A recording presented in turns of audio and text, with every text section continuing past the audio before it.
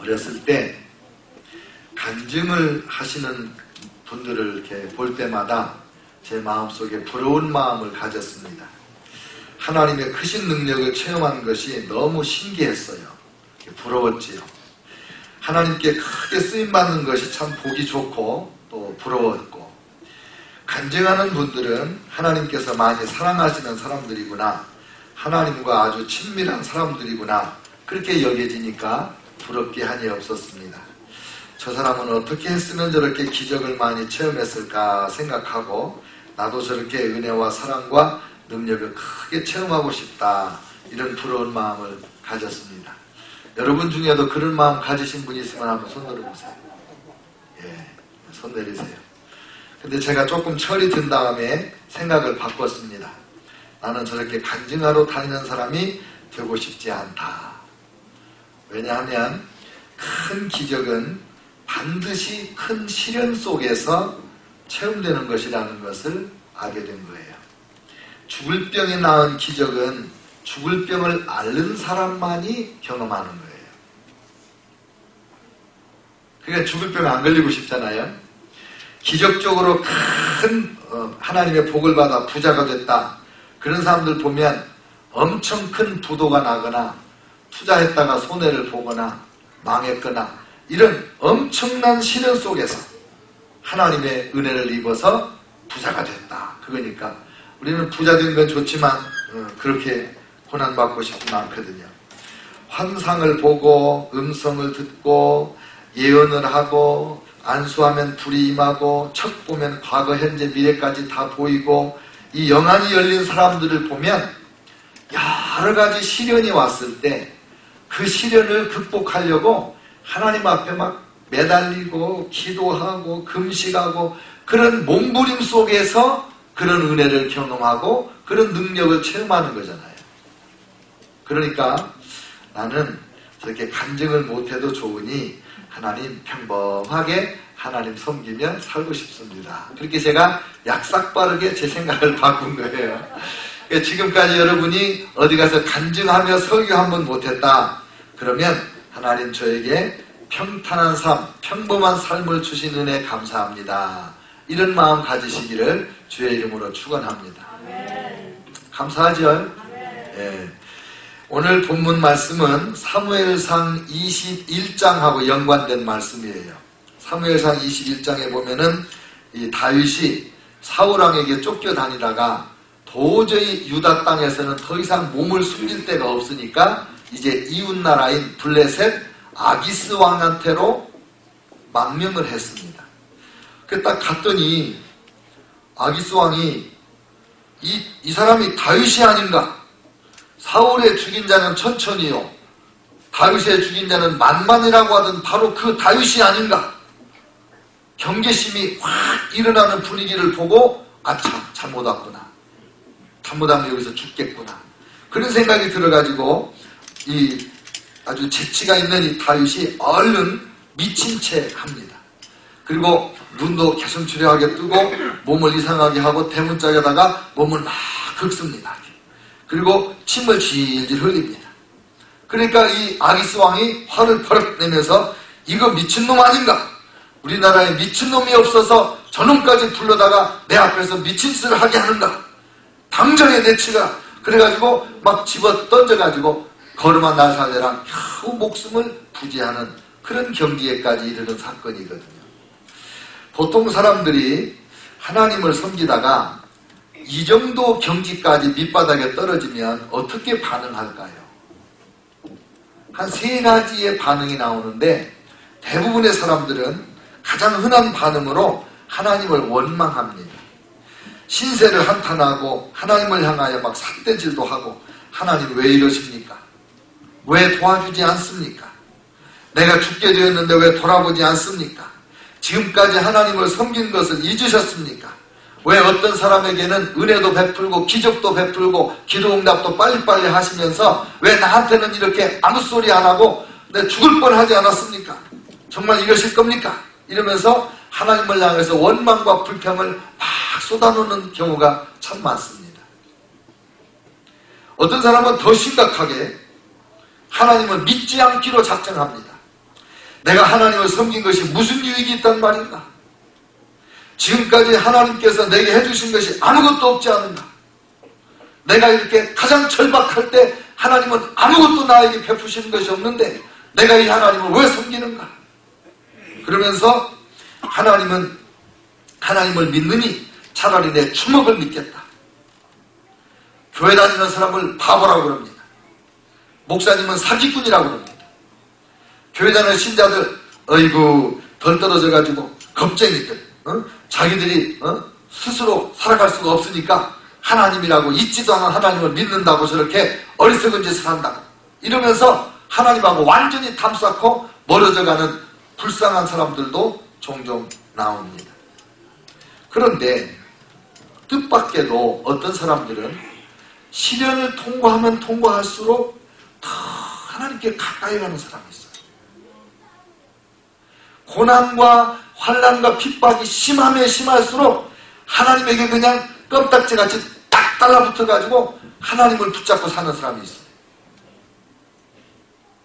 온 세상에 시련과 역경을 다 겪은 것 같은데 그 얼굴을 보면 천사와 같고 신선과 같은 사람으로 변화되는 사람이 있단 말이에요. 왜 그럴까요? 환난을 당할 때 하나님을 다 의지하고 혹시 내 안에 죄가 없나 불의함이 없나 내 자신을 철저히 살피고 하나님은 분명히 살아계신데 하나님은 진짜 살아계신 하나님이신데 나에게 이런 시련을 주실 때는 뭔가 뜻이 있을 것이다. 그러면서 하나님을 믿기를 더 열심히 하고 철저히 하나님 앞에 엎드리니까 환난과 고난을 통해서 새로운 하나님을 경험하는 거예요. 이전에 평범한 생활 속에 평탄한 생활 속에 잘 나갈 때 알지 못했던 하나님을 특별히 만나는 기적을 체험하게 되는 거예요.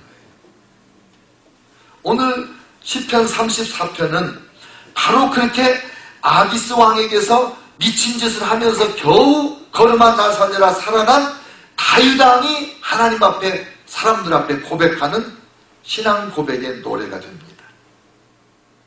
내가 여호와를 항상 송축하며 내 입술로 항상 주를 찬양하리이다. 내 영혼이 여호와를 자랑하리니 곤고한 자들이 이를 듣고 기뻐하리로다. 자기보다 더 곤고한 사람이 어디 있어요? 근데 내가 이 곤고한 중에서 만난 하나님을 찬양하리니 곤고한 사람들이 듣고 힘을 얻으리라. 지금 수천 년 동안 이 다윗 왕의 이 노래 때문에 얼마나 많은 사람들이 위로를 받고 힘을 얻는지 몰라요. 나와 함께 여호와를 광대하시다 하며 함께 그의 이름을 높이세. 내가 여호와께 간구하며 내게 응답하시고 내 모든 두려움에서 나를 건지셨도다. 그들이 주를 앙망하고 광채를 내었으니 그들의 얼굴은 부끄럽지 아니하리로다. 이 곤고한 자가 부르짖음에 여호와께서 들으시고 그의 모든 환난에서 구원하셨도다. 여호와의 천사가 주를 경외하는 자를 둘러 진치고 그들을 건지시는도다. 그리고 오늘 설교 제목이 8절에 나옵니다. 너희는 여호와의 선하심을 맛보아 알지어다. 그에게 피하는 자는 복이 있도다. 다윗이 어떻게 그 혹독한 시련 속에서 이와 같이 탁월한 고백, 보통 사람은 상상도 못하는 고백을 할 수가 있었을까? 오늘 이 본문에 자세히 보니까 세 가지 다윗의 자세가 나와요.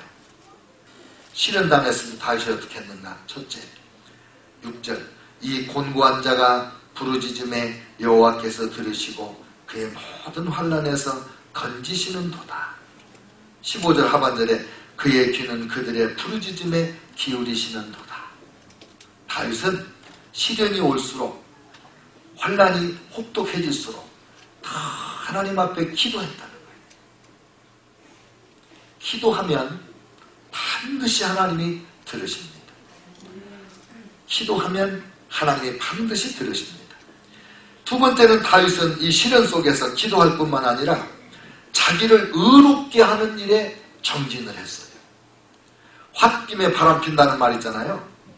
보통 사람들은 어떤 어려운 일이 당하면 그냥 확 포기를 해버리고 될 대로 되라고 버려버리는 그래가지고 원치 않는 죄에 빠지고 원치 않는 실수를 하고 그런 사람들이 얼마나 많은지 몰라요.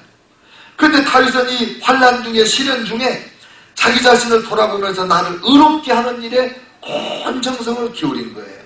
그래서 이렇게 고백합니다. 15절 여호와의 눈은 의인을 향하시고 의인이 부르짖음에 여호와께서 들으시고 그들의 모든 환난에서 건지셨도다. 19절 의인은 고난이 많으나 여호와께서 그의 모든 고난에서 건지시는도다. 할렐루야. 그러니까 시련 중에 있을 때 정말 절망할 수밖에 없을 때 아무것도 되는 것이 없을 때 그때 에이 모르겠다 주일도 빼먹어버리자 에이 이달에는 힘드는데 11조도 건너떼버리자 뭐 이렇게 하면서 하나님 앞에 스스로 허물을 만드는 그런 어리석음을 하지 말자는 거지. 하나님은 의인에게 귀를 기울이시고 의인의 기도를 들어주시는 분이니까 내가 아무리 어려워도 나는 불의에 가담하지 아니하겠다.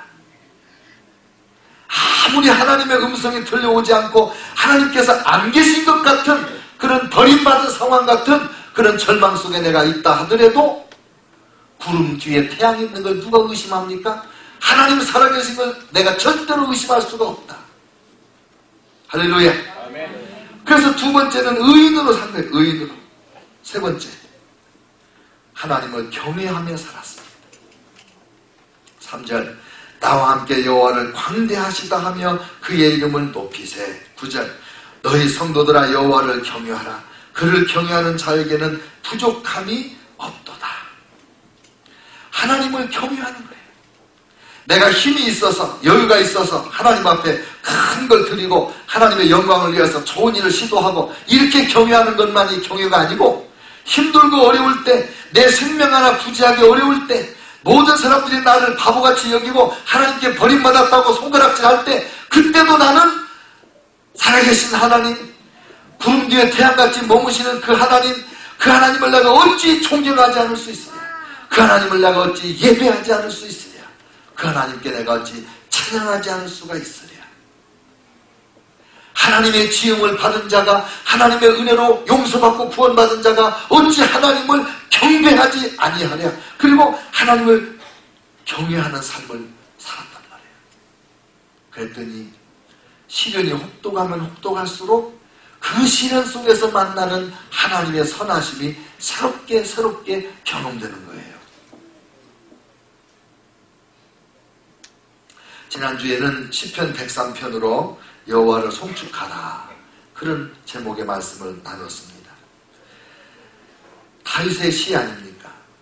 근데 지난주 설교를 하고 나서 제가 늘 듣던 설교 CD 찬양을 이렇게 들으니까 4번에 5번에 시편 103편을 가지고 가사를 써서 노래를 만든 노래가 있더라고요. 제가 일주일 동안에 얼마나 많이 4번 5번을 거꾸로 돌리고 거꾸로 돌려가지고 아마 한 수십 번 들었을 거예요.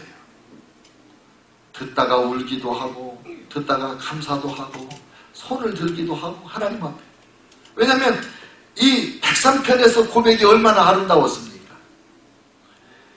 그가 내 모든 죄악을 사하시며 내 모든 병을 고치시며 내 생명을 파멸해서 속량하시고 인자와 긍휼로 관을 씌우시며 좋은 것으로 내 소원을 만족하게 하시며 내 청춘으로 독수리같이 새롭게 하시는도다. 그런데 이 한마디 한마디 고백이 그냥 나온 고백이 아니라는 깨달음을 얻은 거예요. 그래서 제 마음속으로 울음이 터져 나오는 거예요. 그가 내 모든 죄악을 사하시며. 다윗 왕은 밧세바라는 여인에게 눈이 멀어서 간음을 하고 그리고 아기를 낳고 임신한 걸 알고 그 남편을 전쟁터에 보내서 살인을 하고 그런 엄청난 죄를 지었어요. 죄를 지은지도 모르고 그 여인하고 희낙낙거리고 살다가 선지자가 와서 책망하는 소리를 듣고 정신이 퍼뜩 나가지고 얼마나 울었는지 그 회개의 눈물이 심상을 띄울 정도 그렇게 울면서 회개를 했어요. 그때 하나님께서 내가 너를 용서하마라고 하나님의 용서의 은총을 경험한 거예요. 많은 죄를 짓고 큰 죄를 용서하시는 하나님의 은혜를 경험한 거예요. 하나님의 선하심을 맛본 거예요. 내 모든 병을 고치시며, 다윗 왕이 어떤 병을 앓았는지 성경에서 잘 알기 어려워요. 그러나 다윗의 많은 자녀들이 있고 왕비가 그렇게 많고 아끼는 장수들이 있고, 그리고 백성들이 자기가 잘못해가지고 인구조사했을 때 하나님의 징계로 전염병이 임해서 수만 명이 막 죽었잖아요.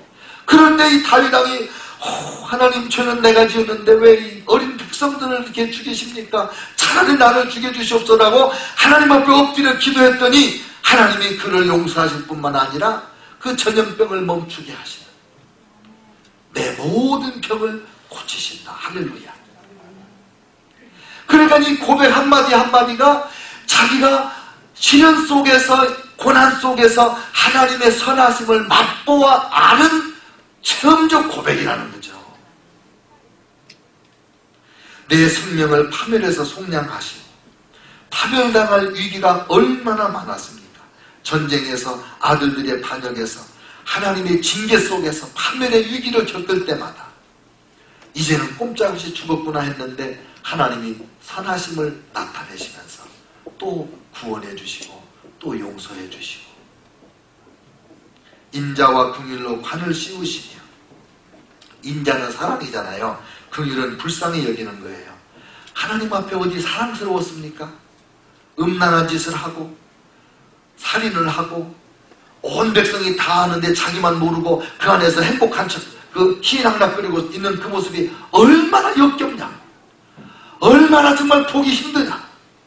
그럼에도 불구하고 하나님께서 자기를 싹 쓸어버리지 아니하고 선지자를 보내서 깨우쳐 주시고 회개할 기회를 주시고 불쌍히 여겨주시고, 너무 그 은혜가 커서 인자와 긍휼로 관을 씌워주시는구나, 하나님의 선하심을 맛보고 고백하는 거 아니에요.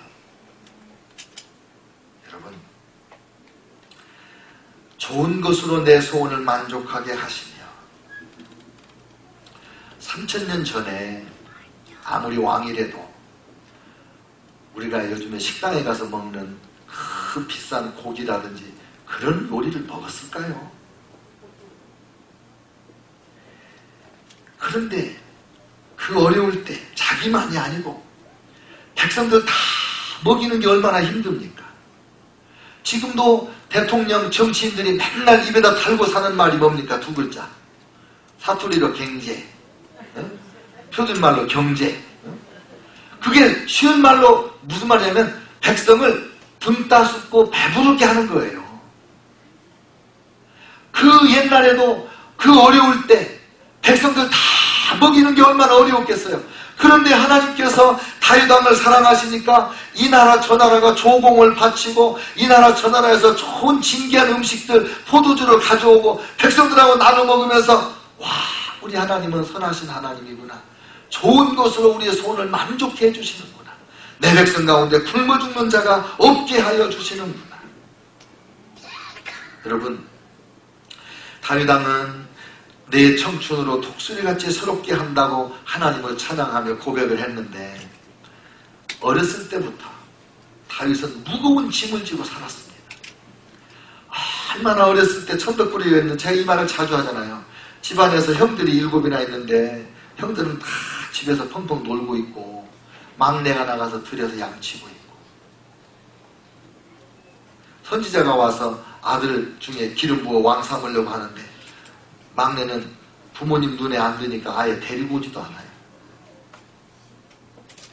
그러다가 이제 사울왕의 눈에 띄어가지고 출세를 했는데, 골리앗도 때려잡고 출세를 했는데, 그때부터 미움, 그때부터 시기 질투, 그래서 도망다니기 시작하잖아요. 얼마나 힘들어요. 그 무거운 짐이 얼마나 무거운지 그냥 다 벗어버리고 싶어. 기름 부음도 소용없다, 나 왕도 싫다, 그냥 편안하게 양침에서 살았으면 내 인생이 얼마나 좋았을까. 청년 다윗이 무너질 것 같아, 이 무거운 짐에. 그러면서 왕이 또 바보짓을 하고 자기를 쫓아다니는 걸 보고 이 백성들이 곤고한 삶을 볼 때 온 동네, 온 나라를 다 돌아다니게 봤잖아요. 숨어 다니면서. 백성들의 곤고한 삶을 보니 너무 가슴이 무너지고 내가 이 백성들을 돌볼 수 있을까? 너무 연약한 거예요, 자기 자신이.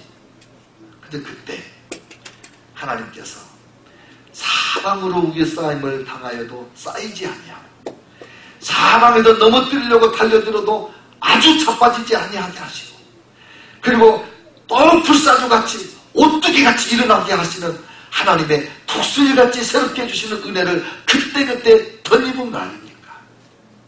얻을 때는 왕자를 통해서 보호해 주시고 얻을 때는 비루 먹은 불량배들이 찾아와서 도와주고 하나님께서 내가 얼마나 시들은 풀과 같이 그렇게 주저앉았으면 독수리같이 새롭게 해주시는 은혜가 감사해서 이런 고백을 했냐 이거죠. 시련은 저와 여러분을 하나님이 미워해서도 아니고 우리가 겪는 여러 가지 어려움은 하나님이 게을러서도 아니고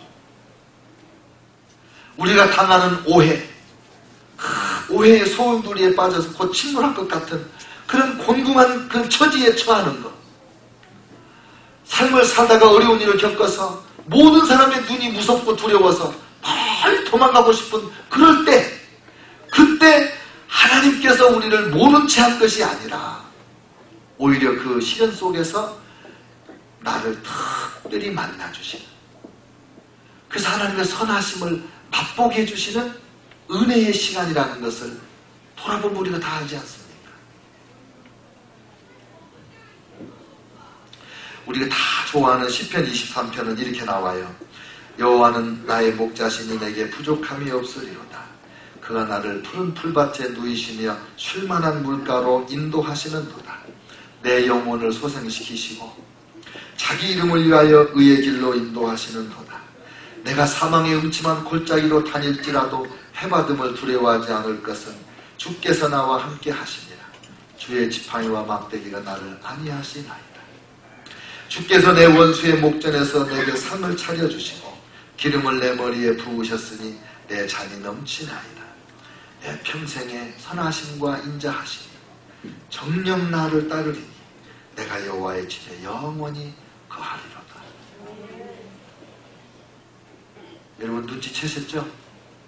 이 고백이 그냥 나온 게 아니라 시련 속에서 환난 속에서 맛본 하나님의 선하심에 대한 고백이라 이 말이에요. 푸른 풀밭이 왜 필요하며 쉴만한 물가가 왜 필요했겠어요? 가뭄이 들고 기근이 오니까 온 천지에 풀이 다 말라서 짐승도 먹을 것이 없고 백성이 마실 물도 없는 그런 때에 하나님의 은혜로 이른 비와 늦은 비가 내려서 푸른 풀밭을 만들어 주시고 쉴만한 물가로 나를 인도해 주셨다는 것을 고백하는 거 아닙니까? 내 영혼을 소생시키시며 얼마나 낙심해서 죽고 싶었겠어요. 완전히 땅바닥에 달라붙어서 더 일어날 수 없을 것 같은. 저는 이런 말을 하면 제가 결핵을 앓을 때 느낌이 자꾸 떠올라요. 결핵을 앓을 때 누워있으면 쫙 가라앉아서 이 방바닥에 스며드는 것 같아요. 아무리 차도 피곤이 풀리질 않아. 일어나고 싶지가 않아. 그렇게 내 영혼이 완전히 가라앉았을 때 하나님께서 하나님의 이름을 위하여 나를 의의 길로 인도하시고 내 영혼을 소생시켜 주신다는 말이지. 절망을 경험했다 이 말이에요. 내가 사망의 음침한 골짜기로 다닐지라도 해를 두려워하지 않을 것은 주께서 나와 함께 하시니라. 사망의 골짜기 많이 헤매고 다녔습니다. 나중에는 억울한 일을 당한 사람들이 다 다윗한테 몰려왔습니다. 자기 혼자 숨어 다니기도 어려운데 이 깡패들, 불량배들, 빚진 사람들, 빚쟁이 쫓기니까 도망온 사람, 이런 사람들 데리고 다니면서 수백 명을 먹이니까 어떻게 그걸 감당할 수가 있었겠어요? 사망의 음침한 골짜기로 다닐지라도 해를 두려워하지 않을 것은 주께서 나와 함께 하시니라. 이런 고백이 터져나올 수밖에 없는 거죠. 사방에 원수가 있습니다. 시편에 보면 다윗 왕의 절절한 고백들이 나와요. 하나님 어찌하여 나에게 원수가 많습니까? 나는 그들을 축복하나 저들은 나를 저주합니다. 근데 그 원수들 앞에서 곧 자기가 죽을 것 같았는데 하나님께서 원수들 앞에서 진수성찬을 차려주시고 내 잔에 부어주시고 머리에 기름을 부어주시니까 너무너무 편안하게 태평하게 내가 밥을 먹었습니다. 여러분, 밥 한 끼 편히 먹는 게 얼마나 큰 은혜인지 아시죠? 하나님께서 저와 여러분을 시련 가운데 처하게 하는 것은, 고난을 겪게 하시는 것은, 그 고난의 자리가 아니면, 그 시련의 자리가 아니면 도저히 알 수 없는 하나님의 참 선하신 그 모습을 경험하게 하려고 하신 건 아니냐 이거죠.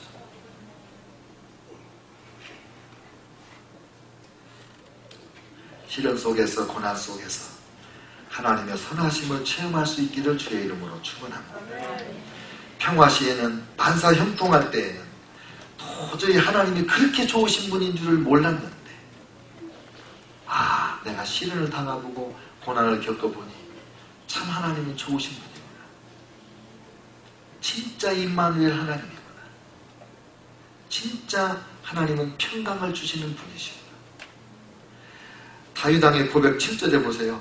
여호와의 천사가 주를 경외하는 자를 둘러 진치고 그들을 건지시는도다.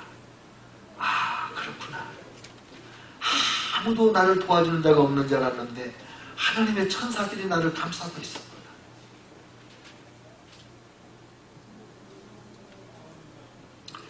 시련도 있고 고난도 있지요. 육체의 질병도 있지요. 경제적인 어려움도 있지요. 사랑하는 자녀들이 뜻대로 바르게 서지 못할 때도 있지요. 그러나 그 모든 고난 속에서 우리는 하나님의 선하심을 맛보게 됩니다. 로마서 8장 18절, 생각하건대 현재의 고난은 장차 우리에게 나타날 영광과 비교할 수 없도다. 시편 119편 67절, 고난당하기 전에는 내가 그릇 행하였더니 이제는 주의 말씀을 지키나이다. 시편 119편 71절, 고난당한 것이 내게 유익이라. 이로 말미암아 내가 주의 율례를 배우게 되었나이다. 다시하지 마세요. 잠언 24장 10절에 이런 말씀이 있습니다. 네가 만일 환난 날에 낙담하면 내 힘이 미약함을 보임이니라. 네가 만일 환난 날에 낙담하고 포기하면 너 믿음 없다는 걸 보이는 거다. 너 하나님 모른다는 것을 시인하는 거다. 환난 날에 낙담하지 말고 기도하고 하나님을 경외하고 의롭게 나아가면 반드시 하나님의 선하심을 맛보아 알게 될 것입니다. 그때 내가 경험한 하나님을 말하면 도사님이 도통해서 말하는 것처럼 듣는 사람들이 다 은혜를 받고 다 듣는 사람들이 도움을 받는 그런 기적이 그때 일어나는 줄로 믿습니다. 그래서 그렇게 고난당한 사람들이 다니면서 간증을 하면 우리가 은혜를 받는 거 아니겠어요? 그 하나님, 오늘 저와 여러분의 하나님이신 줄을 믿습니다. 기도하겠습니다.